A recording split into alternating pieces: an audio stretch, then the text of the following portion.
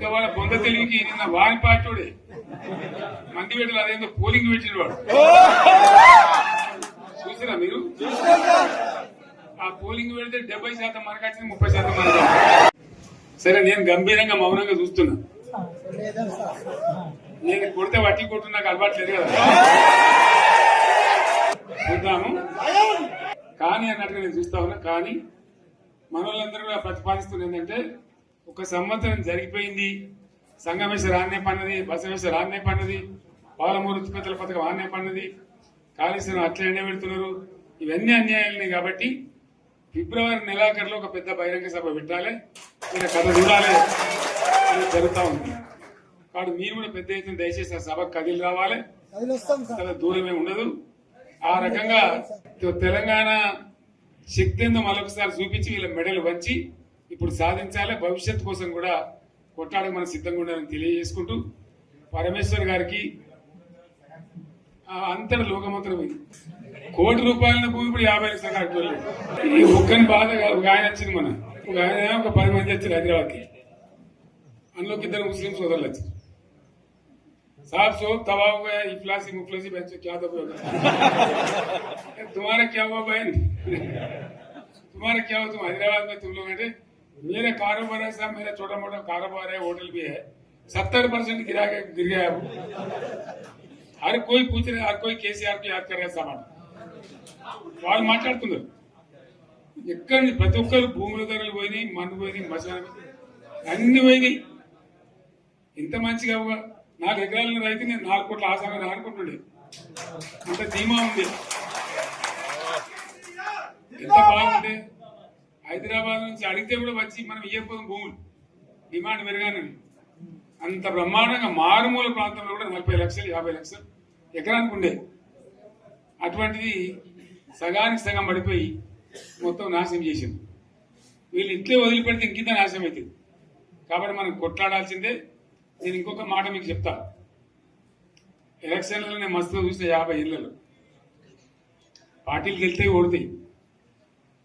ఇంత మాయలు ఏడాది లోపలనే కాంగ్రెస్ పార్టీ దొరికితే కొడతాం రానంత గొప్ప. అదే నేను ఏమంటున్నా అంటే,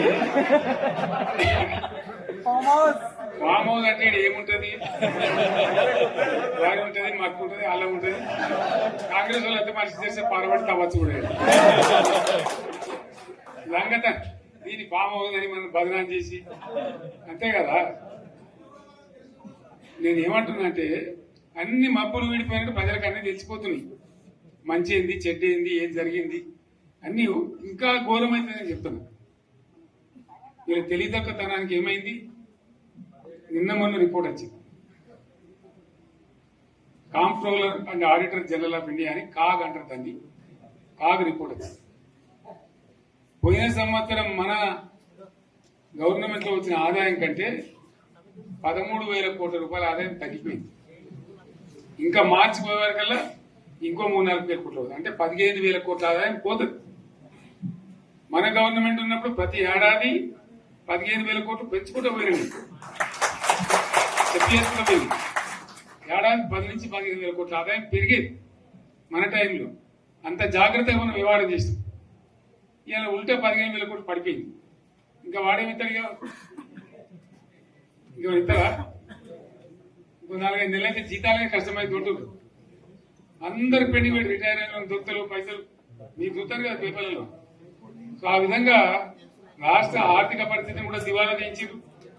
వాళ్ళతోనేం కాదు, 100కు 100% ఇప్పటికే ప్రజల నిర్ణయానికి వచ్చారు. డెఫినెట్ గా రాబోయే గవర్నమెంట్ మనదే అని అనుమానం కూడా అవసరం లేదు. ప్రాజెక్టు చెరువు కింద నీళ్ళు తీసుకుంటే బంద్ చేసినాం, నీటి తీరువ రద్దు చేసినాం, అట్లా ఎన్నో సదుపాయాలు చేసుకున్నాం. రైతులు బాగా జరుగుతుండే. అప్పుడప్పుడు ఏమవుతుంది, కొన్ని దుష్ట దినాలు వస్తాయి, చెడు గడియలు వస్తాయి. మనోళ్ళు కూడా అలవోకగా ఓట్లేసారు. మీరు గొప్పలే, మీరు మాణిగ్రహం గెలిపించారు. కొన్ని నియోజకవర్గాలలో అత్యాశకు పోయి నేను చెప్పిన కూడా అప్పుడు మంది మాటలు పట్టుకొని మార్మానం పోతే మళ్ళీ వరకు ఇల్లు కాలిపోతారు.